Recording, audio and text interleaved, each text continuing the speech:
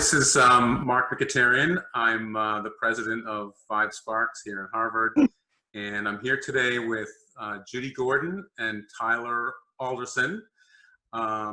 Judy is one of our coaches that's worked with our music festival for the last 2 years and a professional pianist.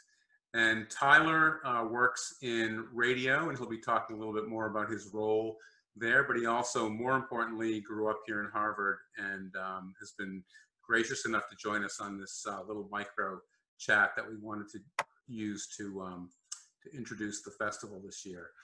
The festival started back in 2018 as a bit of a fantasy, which was triggered by a vision by one of our board members, Judy Eisenberg. Judy just thought, she lived in Harvard at the time, and she just thought that Harvard was this idyllic place. And she had been to many of these types of chamber music events in the past, and just thought this would be the perfect setting. And most of the folks on the board, all the folks on the board besides her, had no exposure to these types of events. And we just said, if you tell us what we need to do, we'll figure it out and make it happen. And so she pulled together this great team, including Judy Gordon and also Rhonda Ryder. And they started out, we referred to them as coaches, but we now call them the artistic co-directors of the festival. And it was, I think, as a surprise to many of us, the original, the first annual Harvard Music Festival was a huge success. We had great engagement from the community. We had really robust attendance at all the events that were open to the public. And the musicians that were here staying with us, with Harvard residents for a week, they just remarked over and over about how much they loved the town and the people and how welcoming the place felt. And it was like, you know, I don't know, it was like being a camp counselor, and lots of goodbyes and hugging on the last day at breakfast. So the second year, which was last year, was, I think, even more successful. We kind of had our rhythm down. We knew what we had to do. All of our infrastructure, so to speak, had been built, and it actually got pretty competitive. Musicians, word had gotten around, and musicians learned about Harvard and wanted to come, and the coaches went through their rigorous vetting process, and we had another great group. Some repeats, but a lot of new folks as well, which was fantastic. This year, of course, is a little different. I'm going to turn it over to Judy, let her introduce herself, and we'll talk a little bit more as we go forward. So hello, Harvard listeners. This year is totally different because though there's some possibility there'll be a little live music, the likelihood is that everything we do is going to be online. And while we miss rehearsing and playing concerts and coaching younger artists and adult semi-professional players who've been part of our extended community, we just took a leap. And particularly with the inspiration of Judy Eisenberg, who is, I would say, fearlessly imaginative about what's possible online, are now thinking of the festival website as a kind of portal to a few days in a row of musical community of different kinds. We have presentations, we have informal conversations about how to practice and how to rehearse, how to be more comfortable playing your instrument, whatever you play. And I think we're collectively hoping that it will be a kind of reservoir for people who've missed that kind of conversation about active music making. But one of the things that simply couldn't quite happen as we miss it the most is the sense of community and wandering around Harvard between the churches and the homes where we were rehearsing and the general store, and just seeing people that we're starting to get to know over the years.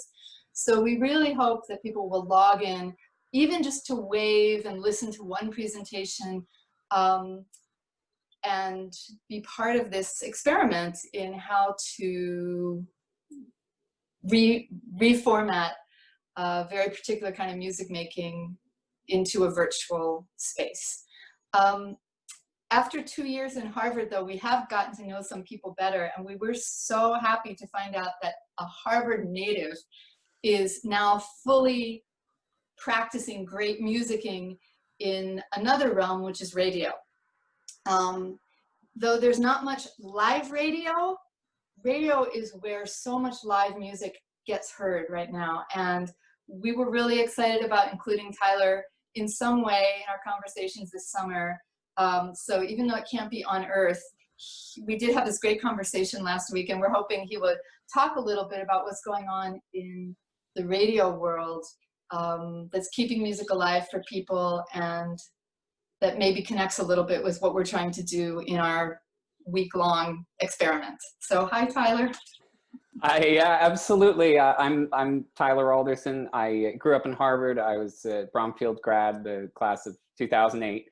And I'm now working at WCRB, which is 99.5 coming out of Boston, classical station, as well as WICN, which is 90.5, it's a jazz station in Worcester.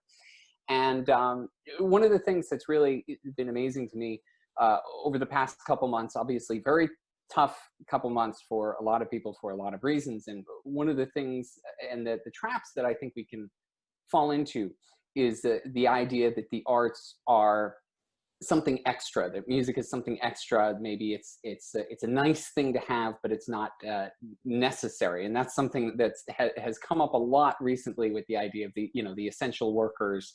What is essential? What is not essential? And one of the things that we have learned over these past few months is that the arts really are essential. Music really is essential. It's not just something that's a distraction. It's not just something that is a fun thing to do on a Friday night. It's an integral part of how we live our lives, and it's an integral part of how we can cope with things, how we can understand things, and how we can also heal and come to terms with things. I think one of the most magical things that we had happen at WCRB, which happened very recently, was a Yo-Yo Ma concert live. He played the Bach cello suites, all 6 of them back to back to back. It was over 2 hours of live music on the radio, and so many people were so moved by it. It was a really incredible concert.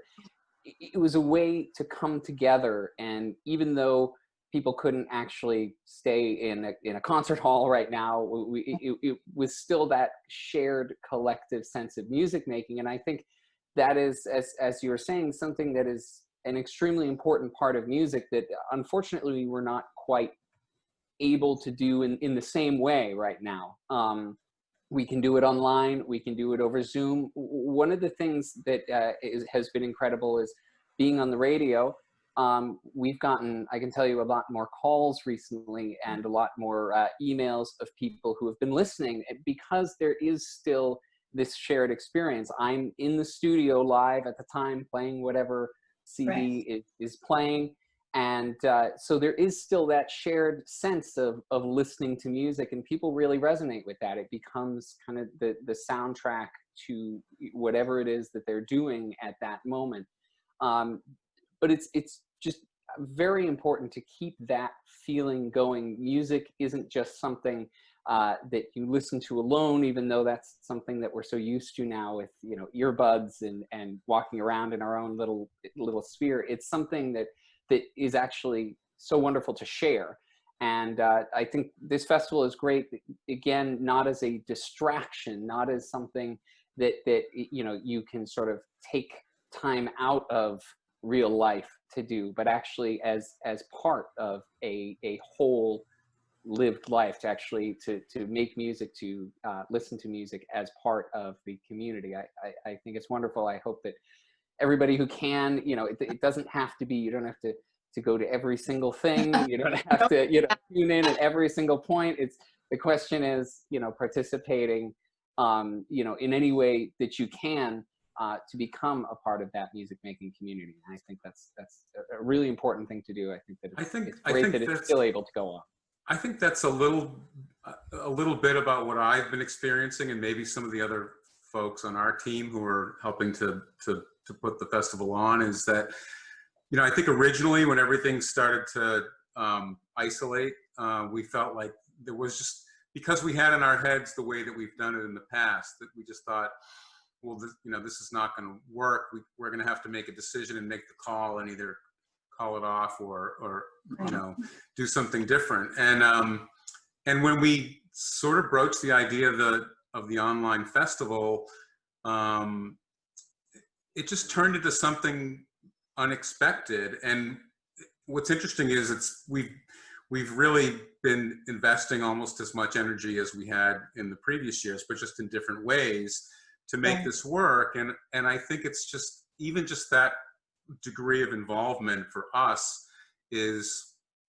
it's kind of changing the way that we are responding to what's going on around us. And I think to Tyler's point, music becomes this sort of integral part of how you experience things. And, you know, you're driving in a car and the song comes on the radio, and, you know, it's a song that maybe if you were listening to at home in your bedroom wouldn't make that big of an impression, but somehow when you're in your car with the windows down and that song comes on, it just reminds you of something and triggers a feeling that you might not have had if you didn't hear it at that moment. And that's kind of what I'm hoping people who drop into the festival online at the end of June will experience too, is just sort of an unexpected way that music fits into their day-to-day lives.